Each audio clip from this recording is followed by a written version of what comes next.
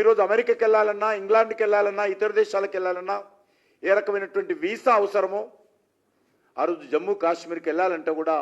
మరి పర్మిట్ అనేటువంటి ఒక వీసా అవసరం ఉండింది. ఆ పర్మిట్ లేకుండా జమ్మూ కాశ్మీర్ అడుగెట్టు పెట్టే పరిస్థితి లేదు.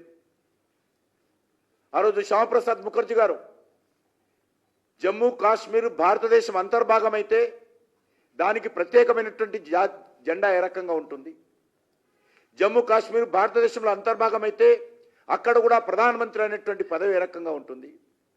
జమ్మూ కాశ్మీర్ భారతదేశంలో అంతర్భాగం అయితే అక్కడ వాళ్ళకు ప్రత్యేకమైనటువంటి హక్కులు, అధికారాలు, చట్టాలు ఏ రకంగా ఉంటాయి, జమ్మూ కాశ్మీర్ భారతదేశంలో అంతర్భాగం అయితే పర్మిట్ సిస్టమ్ తీసుకొని ఎందుకు వెళ్ళాలని చెప్పి ఆయన రోజు ఉద్యమాన్ని చేపట్టడం జరిగింది.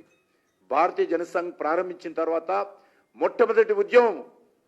డాక్టర్ శ్యామప్రసాద్ ముఖర్జీ నేతృత్వంలో వీసా అనేటువంటి పర్మిట్ అనేటువంటి విధానాన్ని వ్యతిరేకిస్తూ ఆ పర్మిట్ లేకుండా జమ్మూ కాశ్మీర్ భూభాగంలో అడుగుపెట్టాడు.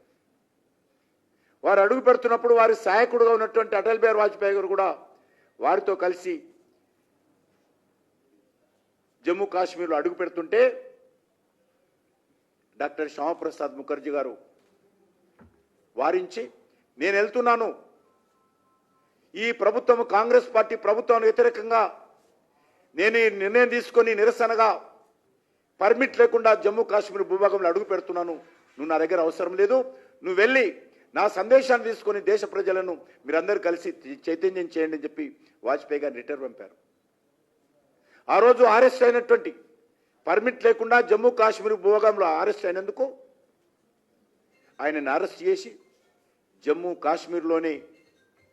అనుమానాస్పద హత్య చేశారని ఇప్పుడు కూడా ఆరోపణలు ఉన్నాయి.